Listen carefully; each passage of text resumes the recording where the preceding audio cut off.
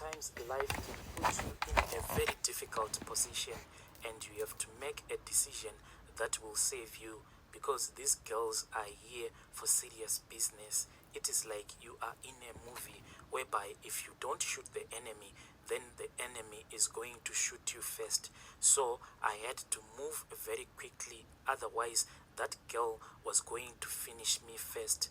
After listening to a story that you posted the other day, I was triggered, and this brought back a lot of memories, and I don't want to lie. I had to do it, and I am not proud of what I did, but I was given no option but to protect everything that I had worked hard for so many years. And also, I had to protect the future of my children. My husband was a school principal, or let me say headmaster, because in our country we say headmaster. My husband at that time, he was working as a headmaster in Zambia, and he was working in a rural setting. The school is somewhere near Livingstone, the hometown of the mighty Victoria Falls. So this is in a village, and the school teachers have accommodation right there on the school premises. So there is the school, then the student accommodation, because this school is a boarding school. Then there is the staff cottages, and that is the houses for the teachers. I am explaining it to you so that you can get the clear picture of the story. Now, my husband had been working in that school for many years, more than 10 years, and I was a teacher too, but at a different primary school which was nearby. And then, as time moved on, we realized that we didn't have a home of our own. So we then decided to buy a stand and to build our own home. Our kids were almost finishing high school, and in no time they will be enrolling in the university, and we realized that time was not on our side. We needed a home of our own. I then resigned and I got a lump sum of money. Then we started to build our own home, since building is a project that if you want your things to be done properly, you have to be there on the ground. In the past, we had tried to build our house whilst we were at work, but we saw that the builders were taking advantage of us. So my husband told me that I had to resign so that I can manage this project.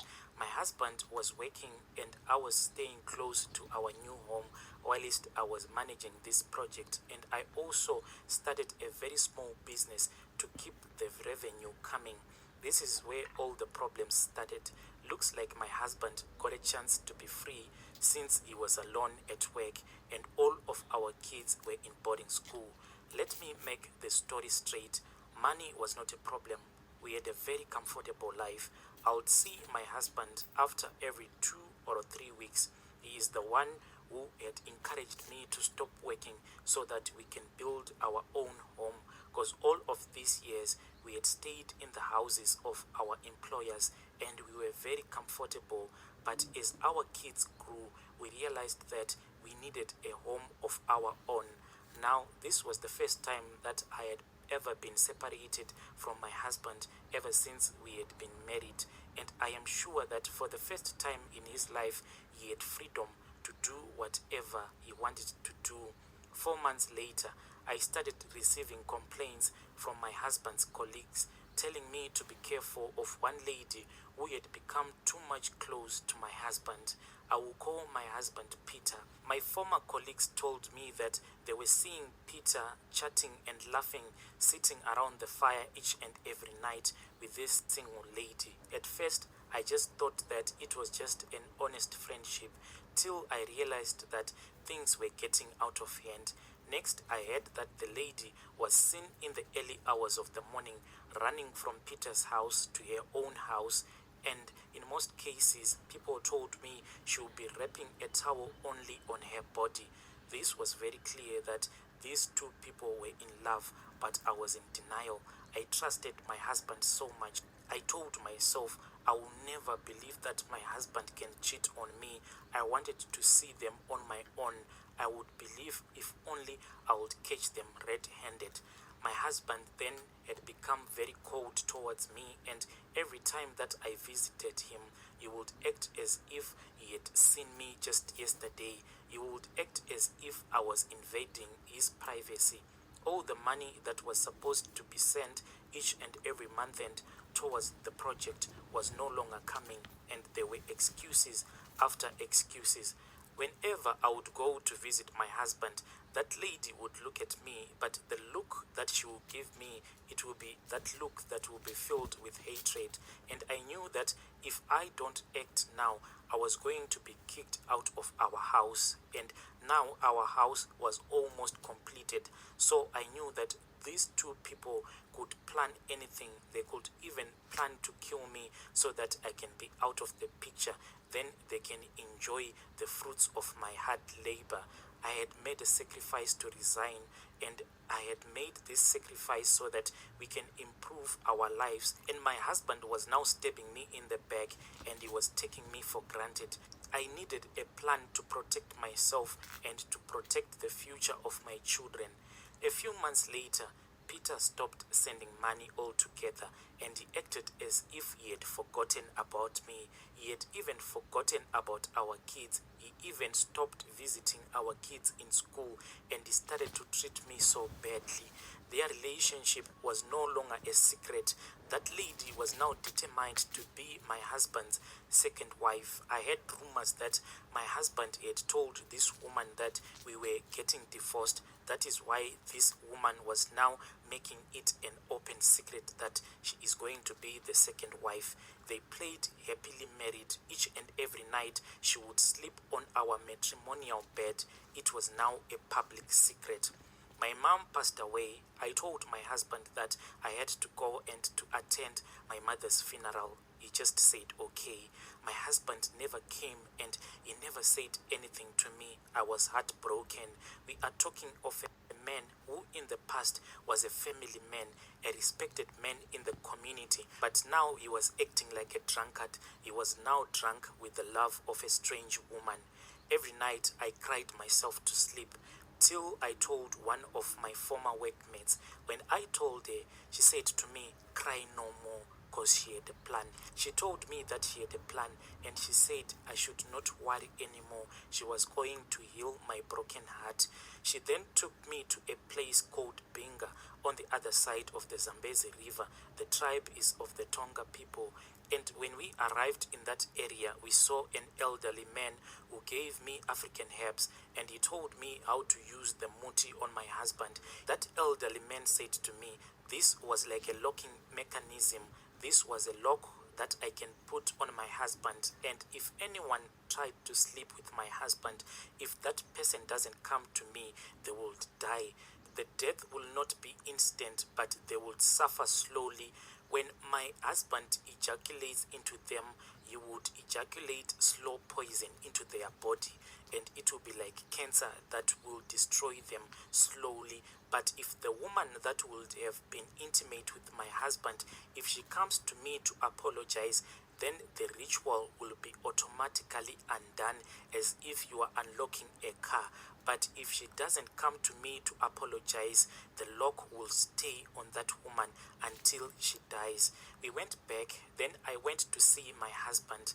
I arrived the following evening unannounced, and on my way I was not sure if I really wanted to use the herbs, because I was told they were very dangerous and they would kill her slowly but surely. Upon my arrival, the main door was open, so I walked in without ever knocking, and I went straight to our bedroom. What I saw in the bedroom truly broke my heart. I found my husband and his mistress. They were in bed, busy kissing and cuddling. I was powerless but not surprised. They were all surprised to see me because I didn't even tell my husband that I was coming over to see him.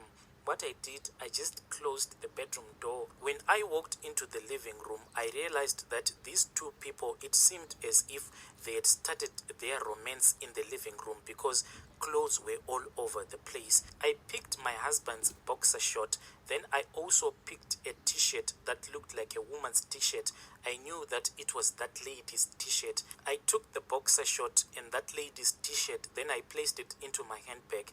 I went back into the bedroom. Then I said to my husband, I will come back after you are done with your woman. Then I just left them.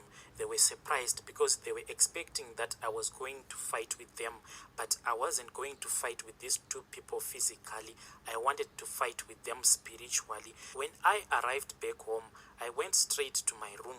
Then I knelt down and I followed all of the instructions because that man had told me what to do when I'll be following the ritual that I was supposed to perform so that this locking mechanism can start to work. Whilst I was kneeling down, I started to sprinkle some of the herbs on my husband's underwear, and also I started to sprinkle some of those herbs on that lady's t-shirt.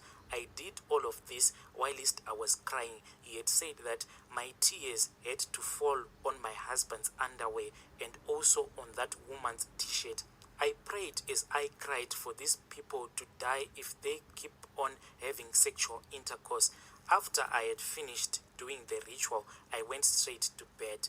My husband, he never even made an effort to follow me, but I didn't care about him. I knew that sooner or later he was going to run back into my arms. A few days later, I went back to my husband's place and I made sure that all of the teachers were not at home. Everyone was at work, so no one saw me going into my husband's house and going out of the house because I had the spare keys. When I got into my husband's house, what I did, I took my husband's underwear, the one that I had used in the rituals that I had done whilst I was at my place. I folded it neatly, then I packed it in his drawer. Then I took that woman's t-shirt, the one that I had also used in the ritual. I just left it in my husband's bedroom. Then I walked out of the house and I went back to my place. After a few days, I had reports that were coming from the school. One of my former colleagues told me the lady had just felt sick and she had been rushed to the hospital. And I said, let the games begin. But in no time she came back. She was not sick anymore. My husband didn't care for me or the kids, but I continued building my house with the profits that I was getting from my small business. A year went by. Then I heard the good news. One